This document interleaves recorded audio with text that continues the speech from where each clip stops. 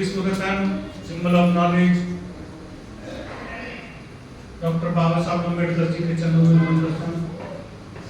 नमन करता हूँ। चंदन साहब के चरणों में जिन्होंने संगठन को बनाया, स्थापित किया और मंच पर विराजमान मेरे दाहिने और नवनिर्वाचित प्रदेश अध्यक्ष उत्तर प्रदेश के कैलाश वाल्मीकि जी, हमारे संगठन के राष्ट्रीय कोषाध्यक्ष भाई राजेंद्र गहलोत जी, यशवंत साहब हमारे महासचिव और महासचिव देवेंद्र सरस्वाल जी, के पार्षद जी हमारे राष्ट्रीय सचिव, राजस्थान से बुला रहे जी हमारे प्रदेश अध्यक्ष, देवता से भाई प्रधान जी, बहुत सारे लोगों के नाम मैं व्यक्तिगत रूप से जानता हूँ। मोहन जी हैं, राजकिशोर जी हैं, संजय सुब्रमण्य जी हैं, भोलूराम जी हैं, बहुत सारे लोगों के नाम जानता हूँ, लेकिन नाम की परंपरा को आगे नहीं बढ़ाना अच्छा है। समय काफी हो गया है और मैं माफी चाहता हूँ कि मैं आपके बीच लेट आया और आप 10 बजे से इस प्रक्रिया में लगे हुए हैं। मैं सबसे पहले उत्तर प्रदेश के इस विशाल प्रदेश का अध्यक्ष चुनने पर कैलाश वाल्मीकि जी को अध्यक्ष करने पर बधाई देता हूं। प्रदेश उपाध्यक्ष बने परवीन सिंह कांटिया साहब, भोलू पहलवान जी और महेश चंद्र गोहेर जी, ये हमारे उपाध्यक्ष बने, इनको भी बधाई, शुभकामनाएं। प्रदेश महामंत्री राजेश गहलोत जी, राजकिशोर वैद जी, रश्मि सचान जी, लोगों की बधाई। विमलेश कुमारी जी, संजय कुमार जी और डॉक्टर अनिल कुमार जी को भी बधाई। राजीव कुमार जो कोषाध्यक्ष बने, इनको भी बधाई। साथियों, ये चुनाव केवल प्रक्रिया मात्र नहीं है, इससे नई ऊर्जा का संचार होता है हमारे दिलों में। जब हम बैठते हैं, चुनाव लड़ते हैं, दोबारा चुन के आते हैं, इसलिए देश, किसी भी देश में सरकारों के चुनाव इसलिए होते हैं ताकि बदलने के बाद, जैसे आपने देखा होगा कि खून को क्या करते हैं, वो सर्कुलेशन बढ़ाते हैं, घटाते हैं, क्या करते हैं, वो फिल्टर करते हैं, तो ये फिल्टर होता है। आप चुनाव में चुनाव लड़ करके जीत के आते हैं, आपके मन में भी उत्साह होता है, उत्साहवर्धन दूसरों का भी बढ़ता है, होता है कि भाई ये चुन के आए हैं, आपके कार्यकर्ताओं का आप पर विश्वास ज्यादा पैदा होता है और आप नई ऊर्जा के साथ काम करने में लग जाते हैं। साथियों, ये सारी परंपराएं, प्रक्रिया जो हम कर रहे हैं हम लोग, ये सब डॉक्टर बाबा साहब अम्बेडकर की देन। डॉक्टर भीमराव अम्बेडकर जी ने सारी चीजें बनाई और ये हर जगह के लिए बनाई, चाहे वो ट्रेड यूनियन हो, चाहे संसद हो, विधानसभा हो, नगर पालिका हो, ग्राम सभा हो, नगर निगम हो, चाहे ट्रेड यूनियन हो, चाहे मोहल्ला समिति हो, सभी जगह के लिए प्रक्रिया बनाई थी। लेकिन कुछ कर पाते हैं, कुछ नहीं कर पाते हैं, कुछ नहीं कर पाते हैं, वो शांत बैठ जाते हैं और उनका खून भी पानी हो जाता है, धीरे धीरे जम जाता है, बर्फ हो जाता है। लेकिन जो इन प्रक्रियाओं को अपनाते हैं, चुनाव कराते हैं, लड़ते हैं, जीतते हैं, बनते हैं, बनाते हैं, उससे सारे कार्यकर्ताओं में एक नई ऊर्जा पैदा होती है।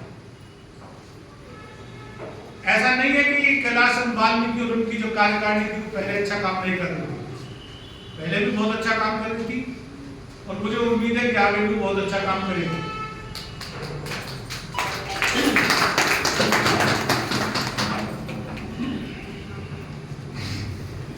बहुत सारे संगठन इस देश में बने हुए हैं। मैं अपने कार्यकर्ता साथियों से सिर्फ इतना कहता हूं कि जहां भी कॉमन एजेंडा हमारा काम कर रहा हो, वहां पर अपनी उपस्थिति जरूर दिखाओ, जरूर पहुंचे। तो कॉमन एजेंडा आज की डेट में ये आरक्षण उपवर्गीकरण का है, तो जहां भी यह मुद्दा उठे, जो भी इस मुद्दे को उठाए, आप सब लोग अपनी उपस्थिति दर्ज कराएं और ज्यादा से ज्यादा तादाद में उसमें भाग लें। वर्तमान में देश में हालात अच्छे नहीं है। अभी मैं देख रहा था, पढ़ रहा था कहीं सोशल मीडिया पर, जीवन के पास किसी गांव में मंदिर पर हमारे लोगों को पूजा अर्चना नहीं करने दी। तो मैं लोगों से कहता हूँ कि पूजा अर्चना बंद कर दो बस।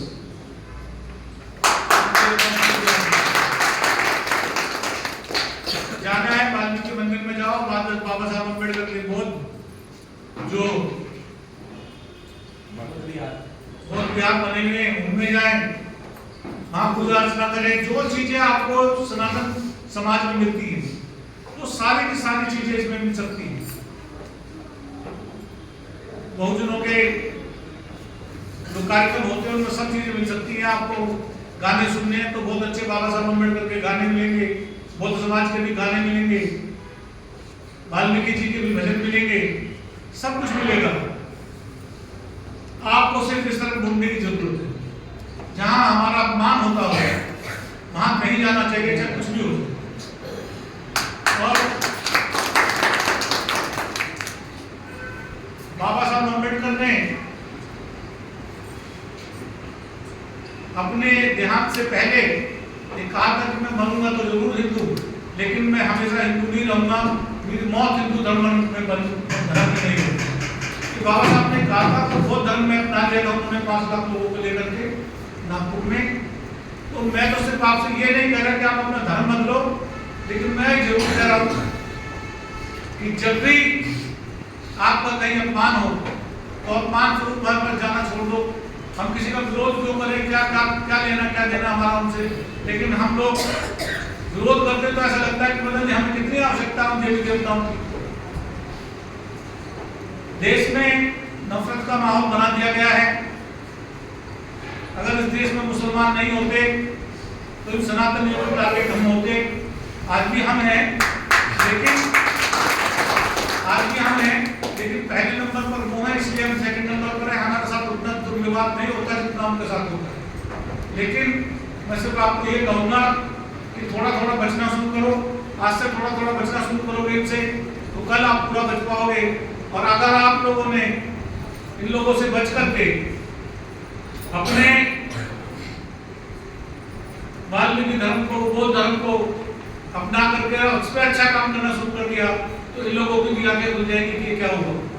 बार बार जब तक आप इनके कार्यक्रमों में हिस्सा लेते रहोगे, बहुत सारे लोग कुंभ में गए, कोई पूछने वाला आपको नहीं है।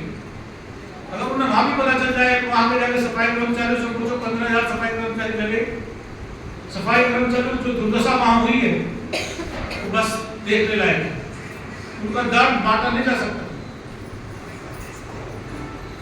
हर जगह पर आपको अपमान का पीना पड़ता है। दोस्तों, आने वाला समय और भी बड़ा कठिन होने वाला है। ठेकेदारी का आलम आ रहा है।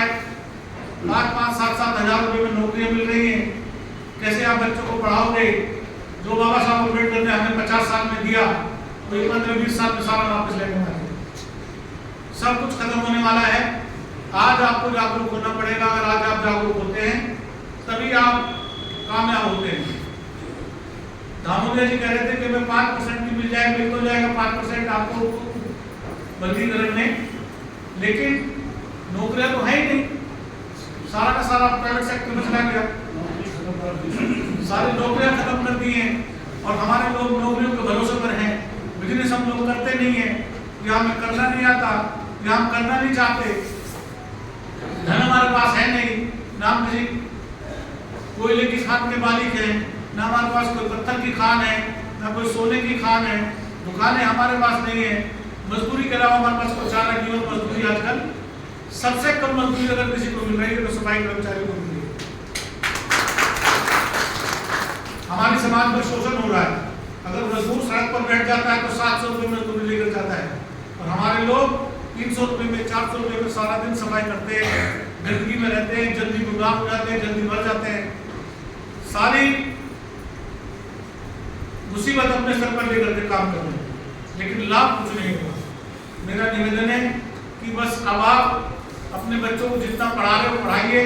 छोटे छोटे काम जो टेक्निकल है उन्हें सिखवाइए। टेक्निकल काम में अगर वो कार का मिस्त्री बन जाता है, एक बार अगर कार किसी के पास चली जाए, सर्विस होने के लिए तो 4-5 हजार रुपये ले लेता है। हम लोग 5,000 रुपये में पूरे महीने काम कर रहे हैं। तो मेहरबानी करके अपने बच्चों को टेक्निकल बनाओ, पढ़ाओ, कोशिश करो कि रोटी एक कम खा ले, लेकिन बच्चों को पढ़ाने का काम ज्यादा करें। यही मेरी आपसे कामना है। मेरा आशीर्वाद उत्तर प्रदेश की नई टीम के साथ है। मैं उन्हें उनसे निवेदन करूंगा कि जैसे चावरिया जी ने बताया कि पूरे देश में जाल फैला दो, मंडलों में, जिलों में, तहसीलों में, तालुकाओं में, कस्बों में संगठन में स्थापित कर दो और कोशिश करो। मैं भी समझता हूँ कि अब हमारी जो संख्या कम क्यों होती है, संख्या इसलिए कम होती है कि धन का शोषण बढ़ा हुआ।